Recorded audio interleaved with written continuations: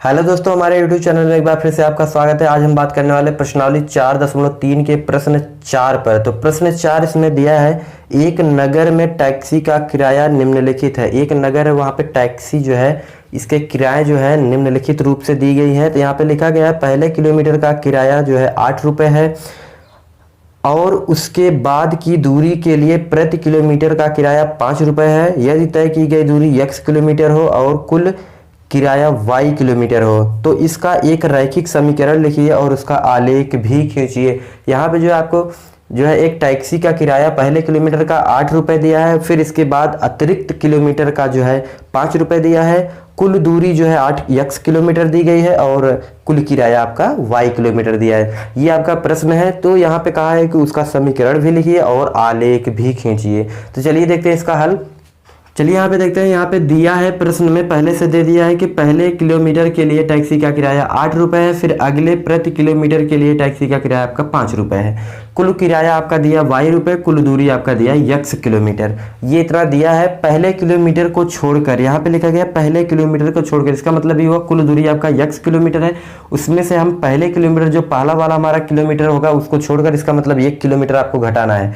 तो कुल दूरी आपका x किलोमीटर है, उनमें से हमने 1 किलोमीटर को घटा दिया, हमारा बना पहले किलोमीटर को छोड़कर कुल दूरी कितना बना x - 1 किलोमीटर। ये बन गया। तो यहाँ पे प्रश्नानुसार देखेंगे, प्रश्नानुसार में हम लिखेंगे कुल किराया। कुल किराया कैसे पता चलेगा? जितना किलोमीटर हमने चला है अतिरिक्त और 1 किलोमीटर पहले वाला सब जोड़कर आपका जो है कुल किराया होगा। तो यहाँ पे दिया गया है कि पहले किलोमीटर का 8 रुपये है, तो लिखेंगे 8 गुणे 1, ये पहले किलोमीटर का हो गया। फिर यहाँ पे लिखेंगे प्लस। अब जो है अतिरिक्त किलोमीटर, अगले प्रति किलोमीटर के लिए टैक्सी का किराया आपका 5 रुपये है, तो लिखेंगे 5 गुणे कितना किलोमीटर अतिरिक्त चले x - 1, यहाँ लिखेंगे x - 1। ये जो है आपका अतिरिक्त है क्योंकि हमें 1 घटा दिया, 1 आपका 8 रुपये जुड़ा है और टोटल 5 रुपये में जुड़ा है। तो यहाँ पे ये आपका समीकरण बने। यहाँ पे कुल किराया आपका कितना दिया y रुपये दिया, तो लिखेंगे y बराबर 8 धन, यहाँ पे 5 का गुणा कर सकते हो आप, लिखेंगे 5x, एक बार x में गुणा कर दिए फिर 1 में करेंगे तो लिखेंगे -5। ये हो गया आपका। चलिए आगे देखते हैं। यहाँ पे लिखा गया y बराबर, यहाँ पे 8 है, यहाँ पे 5 है, 8 में से हम 5 घटाएंगे तो हमारा आएगा 3, तो लिखेंगे 5x + 3। ये आपका समीकरण बन चुका है, समीकरण नंबर आपका 1। ये आपका एक आंसर हो चुका है। प्रश्न में पूछा था कि समीकरण भी रैखिक समीकरण भी लिखिए, तो यहाँ पे हमने आपका समीकरण बना दिया है। तो अब आपको कहा है कि आलेख भी खींचिए। चलिए देखते हैं इसका आलेख किस प्रकार से खींचा जाएगा। तो यहाँ पे समीकरण मिल चुका है हमारा, तो समीकरण से हम निकालेंगे निर्देशांक ज्यामिति, निर्देशांक बिंदु निकालेंगे, निर्देशांक बिंदु के बाद हम जो है आलेख खींचेंगे। चलिए आगे देखते हैं। तो हमारा समीकरण निकल के आया y बराबर 5x धन 3। इसी से हम जो है निर्देशांक बिंदु निकालने वाले हैं। तो सबसे पहले लिखेंगे माना x बराबर 0। हमने x का मान एक बार 0 मान लिया है, तो इसी x का मान लिखेंगे समीकरण 1 से। यहाँ लिखेंगे समीकरण 1 से, तो इसी x का मान हम समीकरण 1 में लिखेंगे। तो यहाँ लिखेंगे समीकरण हमारा है y बराबर 5x धन 3। ये आपका समीकरण। तो यहाँ लिखेंगे y बराबर 5 गुणे, यहाँ पे x का मान कितना मान है 0, तो लिखेंगे 0 धन आपका हो गया 3। तो y बराबर आपका ये पूरा 0 हो गया, बचा 3, तो लिखेंगे 3। ये हमारा y का मान आया 3। तो हमारा बिंदु क्या बना? बिंदु हमारा बन गया 0,3। ये हमारा पहला बिंदु आ चुका है 0,3। अब हम दूसरी बार मानेंगे, तो लिखेंगे माना x बराबर 1। अगली बार हमने x बार 1 मान लिया, x का मान जो है हमने 1 मान लिया है, तो जहाँ पे x है वहाँ पे 1 लिखेंगे। तो समीकरण हमारा है, लिखेंगे समीकरण 1 से, समीकरण 1 से। ये हमने लिख दिया समीकरण 1 से। अब जो हमारा समीकरण 1 क्या है, y बराबर 5x धन 3 है, तो लिखेंगे यहाँ पे y बराबर 5x धन आपका 3 हो गया, तो लिखेंगे y बराबर 5 गुणे 1 धन 3। यहाँ पे x था, हमने 1 लगा दिया, तो 5 के 5 आपका हो गया, तो y बराबर 5 धन 3 हुआ। तो फिर y का मान कितना आया, 8 आ गया। हमारा y का मान कितना आया, 8 आ गया। तो हमारा बिंदु क्या बन जाएगा, लिखेंगे यहाँ पे बिंदु बराबर आपका बन जाएगा 1,8। ये हमारा बिंदु बना 1,8। यहाँ पे हमारा दूसरा बिंदु निकल आया है।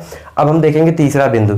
तो यहाँ पे हम तीसरी बार मान रहे हैं, तो माना x बराबर 2। हमने यहाँ पे मान लिया x बराबर 2, तो हमको जो है तीसरी बिंदु निकालनी है। तो यहाँ पे हमने लिखेंगे समीकरण 1 से, समीकरण 1 से। तो यहाँ पे हमने लिख दिया समीकरण 1 से। समीकरण 1 आपका है y बराबर 5x धन 3। यहाँ पे हमको जो है x का मान कितना रखना है, 2 रखना है, तो लिखेंगे y बराबर 5 गुणे 2 धन 3। ये हो गया y बराबर यहाँ पे 5 दूना आपका 10 हो गया। फिर यहाँ लिखेंगे 3, यहाँ पे धन 3 लिखेंगे तो y बराबर आपका आया 13।